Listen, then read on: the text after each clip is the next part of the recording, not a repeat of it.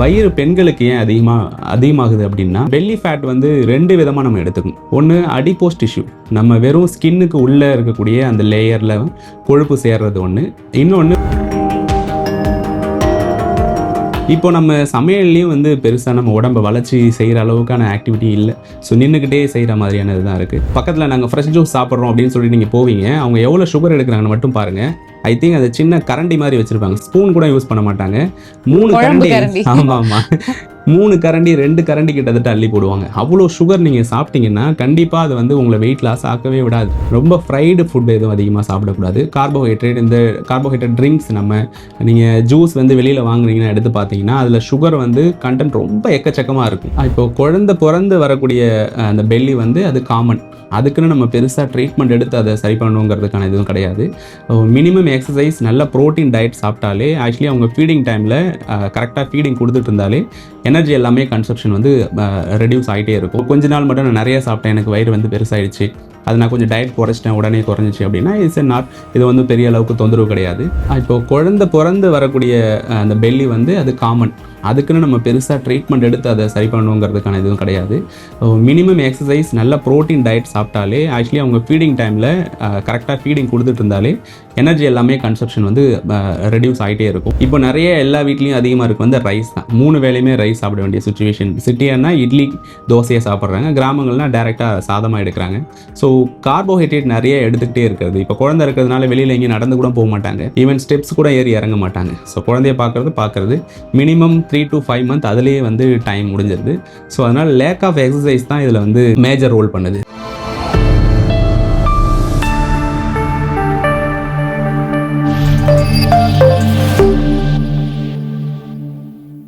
Cosmo health நேயர்கள் அனைவருக்கும் வணக்கம். இன்றைய நிகழ்ச்சியில சித்தா மற்றும் வர்மக்கலை நிபுணர் டாக்டர் திருஞானம் அவர்கள் நம்ம கூட இணைந்திருக்காரு. தொடர்ந்து நிறைய விஷயங்கள் பேசலாம். வணக்கம் சார். வணக்கம். எப்படி இருக்கீங்க? நல்லா இருக்கேன், நீங்க எப்படி இருக்கீங்க? நல்லா இருக்கேன் சார். குறிப்பா இன்னைக்கு நிகழ்ச்சியில வந்து நிறைய பெண்களுக்கான கேள்வியா அது இருக்கு. ஒரு 40 வயதை தொட்ட பெண்களுக்கு வந்து பாத்தீங்க அப்படின்னா உங்களுடைய ஃபேமிலி லைஃப்ல இருக்கும் போதே வந்து ஒரு டெலிவரிக்கு அப்புறமா ஒரு வெயிட் கெயின் அப்படிங்கறத பார்க்க முடியும். அதுல குறிப்பா பெண்களுக்கு சொல்லணும்னா இந்த வயிற்று பகுதி இதை குறைக்கிறதுக்கு ஏதாவது எளிய மருத்துவ முறைகள் இருந்தா எங்களுக்காக சொல்லுங்க சார்.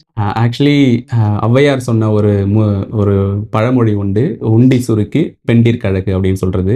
ஸோ எப்போ வந்து பெண்கள் வந்து வயிறு வந்து ஷேப் அப்பாக இருக்கோ, கரெக்டான இதில் இருக்கோ, அப்போதான் அது அவங்களுக்கு அழகு அப்படிங்கிறது பழமொழிலையும் உண்டு.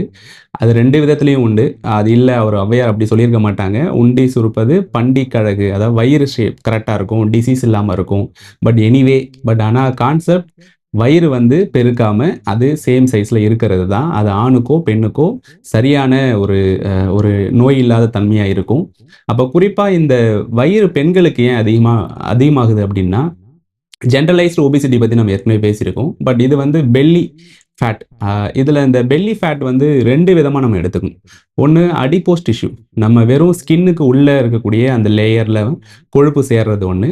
இன்னொன்று விசரல் ஃபேட். ஸோ அது வந்து ஆர்கனுக்குள்ளே ஃபேட் வந்து அதிகமாகிறது.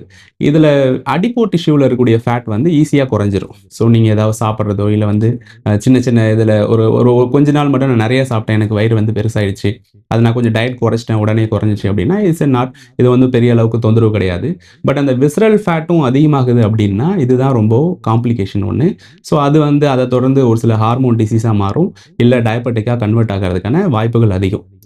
பட் இந்த ஏஜ் ஆகும்பொழுது ஏன் வந்து அவங்களுக்கு மட்டும் அதிகமாகுதுங்கும் போது, ஸோ கான்ஷியஸ் கொஞ்சம் குறைஞ்சிருது. ஸோ ஏஜ் கல்யாணத்துக்கு முன்னாடி வரையும் அழகாக இருக்கணுங்கிறதுக்காக அவங்க ரொம்ப பார்த்து சாப்பிட்றாங்க, மெயின்டைன் பண்ணுறாங்க. ஆஃப்டர் ஒரு பேபி டெலிவரி ஆனதுக்கப்புறம் போதும்னு சொல்லும் பொழுது அவங்க டயட் டோட்டலாக விட்டுறாங்க. ஸோ எந்த ஒரு ஆக்டிவிட்டியுமே பெருசாக இருக்கிறதில்ல. இப்போ நம்ம சமையல்லையும் வந்து பெருசாக நம்ம உடம்பை வளர்ச்சி செய்கிற அளவுக்கான ஆக்டிவிட்டி இல்லை. ஸோ நின்றுக்கிட்டே செய்கிற மாதிரியானது தான் இருக்குது. ஸோ மெயின் காசுன்னு பார்த்தா டிசீஸ் ஓரியன்டாக ஒரு சில விஷயங்களை நம்ம பார்க்க வேண்டியது இருக்குது. ஸோ டயட்டில் ஒரு விஷயங்கள் பார்க்க வேண்டியது இருக்குது, லேக் ஆஃப் எக்ஸசைஸ். இந்த 3 விதமாக தான் இதை நம்ம அணுகுனா இதை கரெக்டாக நம்ம அப்ரோச் பண்ண முடியும். ஓகே. நீங்க சொன்ன மாதிரி ஒரு ஸ்டேஜ் வரைக்கும் அவங்க வந்து அவங்கள பார்த்துக்கிறது உண்டு. ஆனா, இப்போ ஒரு ஃபேமிலி லைஃப் கல்யாணம் ஆயிடுச்சு, குழந்தை இருக்கு அப்டின்னா, அவங்கள பார்த்துக்கிறதுல தான் அதிக நேரம் வந்து செலவிடுறாங்க. ஏன்னா, அவங்க வச்ச சாப்பாடு மீதி வேஸ்ட் ஆயிடக்கூடாது. இப்படியே வந்து நெறைய பெண்கள் வந்து சாப்பிட்டே வந்து வெயிட் கெயின் ஆயிடுறாங்க. குறிப்பா இந்த பெல்லி ஃபேட்டுக்கான காரணங்கள் என்னன்னு நீங்க சொன்னீங்க. 2 விதமா இத பார்க்கலாம் அப்படின்னு சொன்னீங்க. அ இதுல வந்து நம்மோ ஆரம்ப நிலையில இருக்கு. இப்பதான் எங்களுக்கு இந்த பிரச்சனை இருக்கு. இப்பதான் குழந்தை பொறந்திருக்கு. அதுக்கப்புறம் எங்களுக்கு இந்த பிரச்சனை இருக்கு அப்படின்றவங்க இத எப்படி அணுகணும் டாக்டர்? இப்போ குழந்தை பொறந்து வரக்கூடிய அந்த பெல்லி வந்து அது காமன். அதுக்குன்னு நம்ம பெருசா ட்ரீட்மெண்ட் எடுத்து அத சரி பண்ணணுங்கிறதுக்கான எதுவும் கிடையாது. மினிமம் எக்சர்சைஸ், நல்ல புரோட்டீன் டயட் சாப்பிட்டாலே, ஆக்சுவலி அவங்க ஃபீடிங் டைம்ல கரெக்ட்டா ஃபீடிங் குடுத்துட்டு இருந்தாலே, எனர்ஜி எல்லாமே கன்சப்ஷன் வந்து அ ரெட்யூஸ் ஆயிட்டே இருக்கும். அவங்களோட ஃபேட் எல்லாமே ரெட்யூஸ் ஆயிட்டு, அது வந்து எனர்ஜியா கன்வெர்ட் ஆகி மில்க்கா வந்து போயிட்டுருக்கும். ஸோ அதிகமா நான் பால் குடுக்க மாட்டேன், குழந்தைக்கு பால் குடுக்கல, பட் நான் சரியா நியூட்ரியன்ட்டாவும் எடுக்கல அப்படிங்கிற மகளிர்களுக்கு வந்து பொதுவா அந்த பெல்லி வந்து சீக்கிரமா குறையறதில்ல. ஸோ நீங்க அது ஃபீடிங் குடுக்கும்பொழுது உங்களுடைய அந்த ஃபேட் எல்லாமே எனர்ஜியா கன்வெர்ட் ஆகும். அது ஈஸியா வந்து குறையறதுக்கு வாய்ப்பு அதிகமா இருக்கு. ஸோ 2 மந்த்ஸ்ல அதுவாவே குறைய ஆரம்பிச்சுரும். இல்ல 2 மந்த்ஸ்க்கு மேல வந்து எனக்கு வந்து பெல்லி குறையவே இல்ல, அப்படிதான் இருக்கு அப்படின்னா, கண்டிப்பா ஒரு சின்ன சின்ன exercise, so abdomen strengthen exercise, நல்ல புரோட்டீன் டயட் இத சாப்பிடும்பொழுது ஆட்டோமேட்டிக்கா குறைய ஆரம்பிக்கும். ஸோ குழந்தை பொறந்த உடனே வரக்கூடிய அந்த பெல்லிக்கு வந்து நம்ம பெருசா ட்ரீட்மெண்ட் எதுவும் தேவைப்படாது. பொதுவாவே இப்போ பிரெக்னன்சில இருந்து ஆரம்பிச்சோம் அப்படின்னா, அப்பலருந்தே ஒரு வெயிட் கெயின் கிராஜுவலா நம்மனால பார்க்க முடியும். குறிப்பா நம்ம ஊர்ல மட்டும் தான் பிரெக்னன்ட் ஆயிட்டாங்கன்னா, என்ன நெனச்சாலும் சாப்பிடுறது, அளவில்லாம பிடிச்ச மாதிரி பார்த்துக்கணும் அப்படின்றதுக்காக தான். பட் அதுவே ஒரு ஸ்டேஜ்ல வந்து எக்ஸர்சைஸ் எல்லாம் எதுவும் இல்லாததுனால, அங்கருந்து ஆரம்பிக்கிற அந்த வெயிட் கெயின் கடைசியா ஃபீடிங் மதர் வரைக்கும் அப்படிதானே. குழந்தைக்கு பால் குடுக்கணும். அதனால நெறைய சாப்பிடணும், நல்லா சாப்பிடணும் அப்படின்னு, இது எங்கேயுமே நம்ம பேலன்ஸ் பண்ண முடியாத லெவல்ல போயிட்டுருக்கு. நிஜமாவே ஒரு பிரெக்னன்ட்டா இருக்கும்போதும் சரி, ஒரு ஃபீடிங் மதரும் சரி, அதிகப்படியான உணவுகள் எடுத்துக்கணுன்ற தேவை இருக்கா? அப்படிதான் குழந்தைக்கு நியூட்ரிஷன் கிடைக்குமா டாக்டர்? கண்டிப்பா வந்து நம்முடைய சித்த மருத்துவத்தின் முறையிலயும் சொல்லும் பார்க்கும்பொழுது, தாய்ப்பால் வந்து நம்மளுடைய சாரம், நம்ம சாப்பிடுற எனர்ஜில இருந்து தான் தாய்ப்பாலா கன்வெர்ட் ஆகும். ஸோ எந்த அளவுக்கு நீங்க ஃபுட் இன்டேக் எனர்ஜெட்டிக்கா எடுக்கிறீங்களோ, அதுதான் தாய்ப்பாலா கன்வெர்ட் ஆகும். சோ ஸோ அதுக்கு கண்டிப்பா சத்தான உணவா சாப்பிட்டாலே போதும். அதுதான். என்னன்னா, இப்ப நம்ம வந்து ஃபர்ஸ்ட்லாம் வந்து நெறைய சிறுதானியங்கள் சாப்பிட்டாங்க. ஸோ அதனால மில்லட்ஸ் இருக்குது. புரோட்டீன்ஸ் நெறைய எடுத்தாங்க. நான்வெஜ் கொஞ்சம் நெறைய எடுத்தாங்க. இப்போ நெறைய எல்லா வீட்லயும் அதிகமா இருக்கு வந்து ரைஸ் தான். 3 வேளையுமே ரைஸ் சாப்பிட வேண்டிய சிச்சுவேஷன். சிட்டியானா இட்லி, தோசைய சாப்பிடுறாங்க. கிராமங்கள்னா டைரக்ட்டா சாதமா எடுக்குறாங்க. ஸோ கார்போஹைட்ரேட் நெறைய எடுத்துக்கிட்டே இருக்கிறது. இப்ப குழந்தை இருக்கிறதுனால வெளியில எங்கேயும் நடந்து கூட போமாட்டாங்க. ஈவன் ஸ்டெப்ஸ் கூட ஏறி இறங்க மாட்டாங்க. ஸோ குழந்தைய பார்க்கறது மினிமம் 3 டூ 5 மந்த் அதிலேயே வந்து டைம் முடிஞ்சிருது. ஸோ அதனால லேக் ஆஃப் எக்சர்சைஸ் தான் இதுல வந்து மேஜர் ரோல் பண்ணுது. ஸோ அவங்க எவ்வளோ சாப்பிட்டாலும் அதுக்கேத்த மாரி ஒரு சின்ன வாக்கிங், ஒரு சின்ன சின்ன அப்டாமன் எக்சர்சைஸ் இது மாரி ஏதாவது பண்ணிட்டு இருந்தாங்க அப்படின்னா, இதுலருந்து அவங்க ஈஸியா வந்து எஸ்கேப் ஆக முடியும். பட் எந்த எக்சர்சைஸ், மூவ்மெண்ட், ஒர்க் அவுட் எதுவும் இல்லாம இருக்கும் பொழுது தான் அவங்க சாப்பிடுற ஃபுட் வந்து டைஜஸ்ட் ஆகாமலயோ, இல்ல வந்து ஃபேட்டா வந்து ஈஸியா கன்வெர்ட் ஆகுறதுனால, அது அப்படியே வந்து நமக்கு வந்து ஸ்டாபிலேட் ஆயிட்டு அது பெல்லி ஃபேட்டா மாற ஆரம்பிக்குது. இப்போ ஒருத்தவங்களுக்கு டெலிவரி ஆயிருச்சு. இப்போ நார்மல் டெலிவரியோ, இல்ல சிசேரியனோ முடிச்சுட்டாங்க அப்படின்னா, இப்போ எப்பலருந்து அவங்களுடைய வொர்க் அவுட்ஸ ஸ்டார்ட் பண்ணலாம்? இப்போ ஒரு வேளை அந்த டைம நாங்க மிஸ் பண்ணிட்டோம். இப்போ ஃபீட் பண்ணிட்டுருக்கோம் அப்படின்னா, இப்ப நம்ம எந்த டைம் வந்து கரெக்ட்டா இருக்கும் வொர்க் அவுட் ஸ்டார்ட் பண்றதுக்கு? ஸோ நார்மல் டெலிவரி அப்படின்னா, நீங்க 2 மந்த்ஸ்க்கு ஆஃப்டர் நீங்க வந்து ஒர்க் அவுட் ஸ்டார்ட் பண்ண ஆரம்பிக்கிறது பெஸ்ட் சாய்ஸ் அது. பட் சிசேரியன்ல வந்து நமக்கு வந்து அந்த ஸ்கார் வந்து ஸ்டிட்ச் மார்க்லாம் கிளியர் ஆகணும். ஸ்கார் வந்து கொஞ்சம் மறைய ஆரம்பிக்கணும். ஸோ அந்த இடம் கொஞ்சம் ஸ்ட்ரென்தன் ஆகணும். ஸோ அதுக்கு நம்ம எக்ஸ்ட்ரா டைம் குடுக்க வேண்டியது இருக்கு. அவங்களுக்கு மினிமம் 5 மந்த்தாவது நீங்க ரெஸ்ட் குடுத்துட்டு, ஆஃப்டர் 5 மந்த்க்கு அப்புறம் நீங்க ஒர்க் அவுட்ஸோ இல்ல வந்து அப்டாமன் ஸ்ட்ரென்தன் எக்சர்சைஸ் பர்ட்டிகுலரா மத்த எக்சர்சைஸ் பண்ணலாம். ஜெனரல் கார்டியோ மாரியோ, இல்ல வந்து வாக்கிங் போறது இதெல்லாம் ஃபாலோ பண்ணலாம். பட் அப்டாமனுக்குன்னு ஃபோக்கஸ் பண்ணி பண்ணக்கூடிய எக்சர்சைஸ் மட்டும் சி செக்ஷன் அதாவது சிசேரியன் பண்ணதுக்கப்புறம் ஒரு 5 மந்த்க்கு அப்புறம் ட்ரை பண்றது ரொம்ப பெஸ்ட் சாய்ஸா இருக்கும். இப்போ ஜெனரலா ஸ்டார்ட் பண்ணும்போது நெறைய பேர் வாக்கிங்ல வெயிட் லாஸ் ஆகும், பெல்லி ஃபேட் வந்து குறையும் அப்படின்ற மாரி சொல்றாங்க. இது எவ்வளோ தூரம் உண்மை? நிஜமாவே இந்த மாதிரி 40 வயதை கடந்த பெண்கள், இல்ல இப்பதான் டெலிவரி ஆயிருக்கு அந்த மாரி சிச்சுவேஷன்ல இருக்கிறவங்க வாக்கிங் போறதுனாலே பெல்லி ஃபேட்ட குறைக்க முடியுமா டாக்டர்? கண்டிப்பா எக்சர்சைஸ் வந்து கண்டிப்பா ரோல் பண்ணும். நீங்க ஃபோக்கஸ்டா அப்டாமனுக்கு பண்ணக்கூடிய எக்சர்சைஸா இருக்கட்டும், இல்ல ஜெனரலைஸ்டு கார்டியோ எக்சர்சைஸா இருக்கட்டும், இல்ல வந்து கலோரிய வந்து குறைக்கக்கூடிய எக்சர்சைஸா இருக்கட்டும், இது எல்லாமே வெயிட் லாஸ குறைக்கும். வெயிட் லாஸ் குறைஞ்சு அதுக்கப்புறம் தான் பெல்லி ஃபேட்ட குறைக்க ஆரம்பிக்கும். பட் அதுக்கான டயட் ரொம்ப முக்கியம். இப்ப நான் ரொம்ப தூரம் நடக்கிறேன். ஒரு நாளைக்கு 10 கிலோமீட்டர்ஸ் நடக்கிறேன், 4 கிலோமீட்டர் நடக்கிறேன், ட்ரெட்மில்ல ஓடுறேன், எல்லாம் பண்ணுவாங்க. பண்ணிட்டு டயட்ட டோட்டலா கொலாப்ஸ் பண்ணிடுவாங்க. ஸோ நெறைய கார்போஹைட்ரேட் எடுக்கிறது, சுகர் எடுக்கிறது, இதெல்லாம் எடுத்தா அவங்க எவ்வளோ கலோரிஸ் லாஸ் பண்ணியிருக்காங்களோ, அந்த கலோரி சிம்பிளா ஒரு ஸ்வீட்ல வர ஆரம்பிச்சுரும். ஸோ டயட் கரெக்டாக ஃபாலோ பண்ணிவிட்டு அதுக்கப்புறம் இந்த நடக்கிறதா இருக்கட்டும், வாக்கிங்காக இருக்கட்டும், ரன்னிங்காக இருக்கட்டும், இந்த எக்ஸசைஸ் பண்ணாங்கன்னா ஈஸியாக பெல்லி ஃபேட்டும் குறையும், ஜென்ரலைஸ்டு அந்த வெயிட் எதுவும் குறைய ஆரம்பிக்கும். பட் அதில் ஒன்று மட்டும் அவங்க பார்க்கணும். ஸோ ஆஃப்டர் டெலிவரியில் தைராய்டு எதுவும் இம்பேலன்ஸ் ஆயிருக்கா, சுகர் எதுவும் ஷூட் அப் ஆயிருக்கா, அப்படிங்கிற ஹார்மோன் இம்பேலன்ஸில் இருக்கக்கூடிய டிசீஸ் எதுவும் வந்திருக்கா அப்படிங்கிறத மட்டும் ரூட் அவுட் பண்ணிவிட்டு, இது எதுவுமே எனக்கு இல்லை, எனக்கு எல்லாமே நார்மலாக தான் இருக்குது அப்படின்னா, கட்டாயம் நீங்கள் வாக்கிங் போகிறதும், ரன்னிங் எடுக்கிறதும், டயட் கரெக்டாக மெயின்டைன் பண்ணால் கட்டாயம் உங்களுக்கு பெல்லி ஃபேட் இல்லாமல் உங்களுடைய வயிறை குறைக்க முடியும். ஓகே. இப்ப நெறைய பேருக்கு வந்து எங்களுக்கு டைம் இல்ல. இப்ப நெறைய பேர் வொர்க் ஃப்ரம் ஹோம்லயே இருக்காங்க. இப்ப வேலைக்கு போகக்கூடியவங்க வந்து மெட்டர்னிட்டி லீவ்லயே இருந்து வொர்க் ஃப்ரம் ஹோம்ல கன்டின்யூ பண்றாங்க. ஸோ எங்களுக்கு நேரம் இல்லாத காரணத்தினால இந்த வொர்க் அவுட் இல்லாம டயட்லயே வந்து இந்த பெல்லி ஃபேட்ட குறைக்க முடியுமா? இல்ல உடல் எடைய குறைக்க முடியுமா? கண்டிப்பாக டயட் வந்து நல்லா ரோல் பண்ணும் உங்களுக்கு. அதுக்கு தான் நம்ம புரோட்டீன் டயட் எடுக்க சொல்கிறோம்.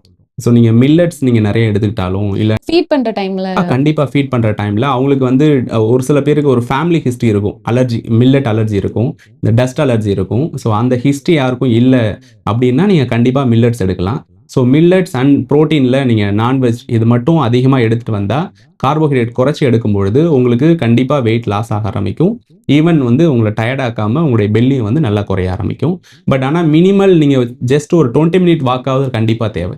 என்னால் சுத்தமாக நடக்காமல் வெறும் ஃபுட்டில் கண்ட்ரோல் பண்ண முடியுமா அப்படின்னா சான்ஸ் கம்மி. ஸோ மினிமம் ஒரு 20 மினிட்ஸ் வாக்காவது நமக்கு தேவை. ஸோ ஹோம் ரெமடியா இந்த பெல்லி ஃபேட் குறையணும், ஓவராலா கொஞ்சம் வெயிட் லாஸும் தேவைப்படுது அப்படின்றவங்க என்ன மாதிரியான விஷயங்கள் பண்ணலாம் டாக்டர்? நம்ம ஏற்கனவே ஒபிசிட்டியில் நிறைய பேசியிருப்போம். நம்ம கொள்ளு கஞ்சி சாப்பிட சொல்லியிருப்போம், கொள்ளு சூப் மாதிரி சாப்பிட சொல்லியிருப்போம். எப்படி ப்ரிப்பேர் பண்ணலாம் ஸோ டாக்டர்? நம்ம நார்மலாக கொள்ளு வறுத்துட்டு அதில் பவுடர் மாதிரி பண்ணிவிட்டு அதில் வந்து ஒரு சின்ன கிழியில் வந்து நீங்கள் துணியில் வச்சு கட்டிட்டு சுடுதண்ணியில் கொதிக்க வச்சு அந்த தண்ணியை மட்டும் நீங்கள் ட்ரிங்க் பண்ணிட்டு வந்தாலும் உங்களுக்கு வந்து மினிமலாக கொஞ்சம் கொஞ்சமாக வெயிட் லாஸ் ஆக ஆரம்பிக்கும். பட் அதர்வைஸ் வந்து நீங்கள் டயட் ஃபோக்கஸ் பண்ணாமல், எக்ஸசைஸ் பண்ணாமல் இந்த ஹோம் ரெமெடிஸ் ஃபுல்ஃபில்லாக உங்களுக்கு ஹெல்ப் பண்ணாதுங்கிறது தான் சயின்டிஃபிக்கான உண்மை அது. ஓகே. ஸோ இந்த கொள்ளு தண்ணி எந்த அளவில் எடுக்கணும், எந்த நேரத்தில் எடுக்கணும்? ஸோ காலையில் ஒரு டைம், ஈவினிங் ஒரு டைம், சாப்பிட்றதுக்கு ஒரு 10 மினிட்ஸ் மட்டும் நீங்கள் அந்த கொள்ளு கஞ்சி மாதிரி அந்த தண்ணி ரெடி பண்ணிவிட்டு ஒரு 200 ml வந்து டெய்லி காலையில் 200, ஈவினிங் 200 ml எடுத்துகிட்டு வந்தாலே ஓரளவு எந்த தொந்தரவும் இல்லாமல் இந்த பெல்லி ஃபேட் மட்டும் கொஞ்சமாக குறைய ஆரம்பிக்கும் உங்களுக்கு. இப்போ நிறைய பேர் நாங்கள் சொல்லி கேள்விப்பட்டிருக்கோம், இந்த கொள்ளு வந்து வெயிட் லாஸ்க்கு ரொம்பவே நல்லது அப்படின்னு சொல்லிட்டு. குறிப்பிட்ட இந்த கொள்ளுல அப்படி என்ன இருக்கு டாக்டர்? நம்ம சயின்டிஃபிக்காக பார்க்கும்பொழுது அதில் அந்த மெட்டபாலிக் ரேட் வந்து அதிகமாக்குது. பட் சித்த மருத்துவத்தில் படி பார்க்கும்பொழுது அந்த பித்தம், அந்த கபம், இதை ரெண்டும் பேலன்ஸ் பண்ணுறது தான். பித்தம் எந்தெந்த உணவுகள்லாம் அந்த உஷ்ணத்தை அதிகமாக்குது, செரிமானத்தை அதிகமாக்குதோ அதெல்லாம் வந்து ஃபேட்டை குறைக்க ஆரம்பிக்கும், ஹங்கர் அதிகமாக்கும், தேவையில்லாத ஸ்டோரேஜாக இருக்கக்கூடிய ஃபேட் இது எல்லாத்தையும் கரைக்க வைக்கும். ஸோ அந்த கான்செப்டில் சித்த மருத்துவத்தில் கொள்ளு வந்து நாங்கள் ப்ரிஃபர் பண்ணுறோம். கொள்ளு சாப்பிடும்போது நிறைய பேருக்கு குறையுது. பட் ஈவன் இது சித்த மருத்துவத்திலையும் இது வந்து கொள்ளு வந்து கொடுக்கணுங்கிறத மென்ஷன் பண்ணியிருக்காங்க. ஸோ அதனால நம்ம வந்து கொள்ளு யூஸ் பண்ணிட்டு இருக்கோம். இப்போ கொள்ளு சாப்பிட்டா குதிரை மாதிரி இருப்போம் அப்படின்னு சொல்லுவாங்க. ஸோ பொதுவாகவே நம்ம வந்து இந்த தண்ணி மாதிரி சூப் மாதிரி இல்லாமல் நம்ம கடைஞ்சும் சாதத்தோட எடுத்துக்கலாம். சாதமாகவே நீங்கள் வேக வச்சு கூட நீங்கள் இப்போ முளைக்கட்டியை வைக்க வேக வச்சும் நீங்கள் சாப்பிடலாம். எப்படி வந்து இந்த சிறு சிறு பருப்பெல்லாம் சாப்பிட்றீங்களோ அதை மாதிரி கொள்ளையும் நீங்கள் ஊற வச்சுட்டு அதில் முளைக்கட்டை வச்சு சாப்பிட்டாலும் ரொம்ப எஃபெக்டிவாக இருக்கும். ஸோ இது சாப்பிட்றதுனால கான்ஸ்டிபேஷன் மாதிரியான பிரச்சனைகள் ஏற்பட வாய்ப்பு இருக்கு. ஸோ நம்ம உட்காந்தே இருக்காங்க, மூமெண்ட்ஸ் ரொம்ப கம்மியாக இருக்குது அப்படின்னா மட்டும்தான் இது கொஞ்சம் மைல்டு கேஸ்ட்ரைட்டிஸ் டெவலப் ஆகிறதுக்கு வாய்ப்பு இருக்குது, கான்ஸ்டிபேஷன் வர்றதுக்கு வாய்ப்பு இருக்குது. அதுக்கேற்ற தண்ணி ஃப்ரீக்வெண்ட்டாக நீங்கள் நிறைய குடிக்க ஆரம்பிச்சிட்டிங்க அப்படின்னா அந்த பிரச்சனைகள் இல்லாமல் இருக்கும். ஓகே. ஸோ கொள்ளை தவிர்த்து இந்த பெல்லி ஃபேட் குறையணும், ஓவரால் வெயிட் லாஸ் ஆகணும்னா வேற என்ன மாதிரியான ஹோம் ரெமடிஸ் இருக்கு? ஹோம் ரெமடிஸ் வந்து நம்ம டயட் இது சொன்னது தான். பட் நீங்கள் ஹோம் ரெமடிஸ் எவ்வளோ தான் ட்ரை பண்ணாலும் நீங்கள் ஃபெட்டிக் ஆகிடுவீங்க. ஸோ இதை பண்ணுறாங்க, இந்த சேனல் பார்த்தேன் இது பண்ணுறாங்க, இந்த சேனல் பார்த்தேன் இது சொன்னாங்க, பட் இது வந்து ஒரு ஆரோக்கியமானதாக இருக்காது. நீங்கள் ஃபோக்கஸ்டாக நீங்கள் டயட்டு, எக்ஸசைஸ் இது மட்டும்தான் மெயின். சயின்டிஃபிக்காகவும் சரி, ப்ரூவன் அண்ட் சித்த டாக்டர்களும் நாங்கள் அட்வைஸ் பண்ணுறதுமே இது ஒன்று தான். ஹோம் ரெமடிஸ் நீங்கள் இங்கே சொல்கிறாங்க ஒன்று சாப்பிடுவீங்க, கொஞ்ச நாள் அப்புறம் அவங்க சொல்கிறாங்கன்னு ஒன்று சாப்பிடுவீங்க. இது எல்லாம் ட்ரை பண்ணி ஃபெட்டிக் ஆகிட்டு அதுக்கப்புறம் அப்படியே விட்டுருவீங்க. அந்த பெல்லியோடய நீங்கள் ட்ராவல் பண்ணுற மாதிரி ஆகிடும்.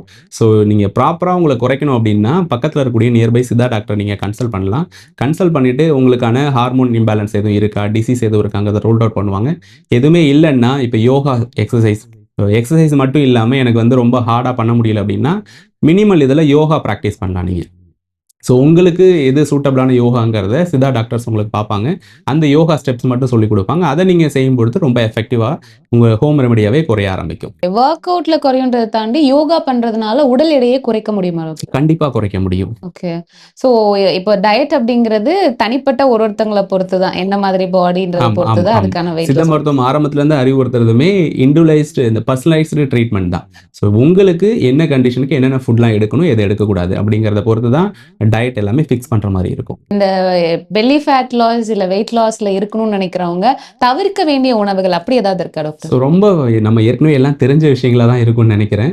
ரொம்ப ஃப்ரைடு ஃபுட் எதுவும் அதிகமா சாப்பிடக்கூடாது. இந்த கார்போஹைட்ரேட் ட்ரிங்க்ஸ் நீங்க ஜூஸ் வந்து வெளியில வாங்குனீங்கன்னா எடுத்து பார்த்தீங்கன்னா, அதில சுகர் வந்து கன்டென்ட் ரொம்ப எக்கச்சக்கமா இருக்கும். ஸோ அத நீங்க குடிக்கும்பொழுது கூட அந்த அளவுக்கு டேஸ்ட் ஃபீல் பண்ண மாட்டீங்க. ஃபார் எக்ஸாம்பிள் நீங்க மார்க்கெட்ல வரக்கூடிய ஜூஸா இருக்கட்டும், இல்ல நீங்க உங்க பக்கத்தில நாங்க ஃப்ரெஷ் ஜூஸ் சாப்பிடுறோம் அப்படின்னு சொல்லி நீங்க போவீங்க. அவங்க எவ்வளோ சுகர் எடுக்குறாங்கன்னு மட்டும் பாருங்க. ஐ திங்க் அது சின்ன கரண்டி மாரி வச்சிருப்பாங்க. ஸ்பூன் கூட யூஸ் பண்ண மாட்டாங்க. 3 குழம்பு கரண்டி கரண்டி. ஆமாமா. 3 கரண்டி 2 கரண்டி கிட்டத்தட்ட அள்ளி போடுவாங்க. அவ்வளோ சுகர் நீங்க சாப்பிட்டீங்கன்னா, கண்டிப்பா அது வந்து உங்கள வெயிட் லாஸ் ஆக்கவே விடாது. ஸோ அது இன்னும் உங்களுக்கு காம்ப்ளிகேஷன் தான் ஏற்படுத்தும்.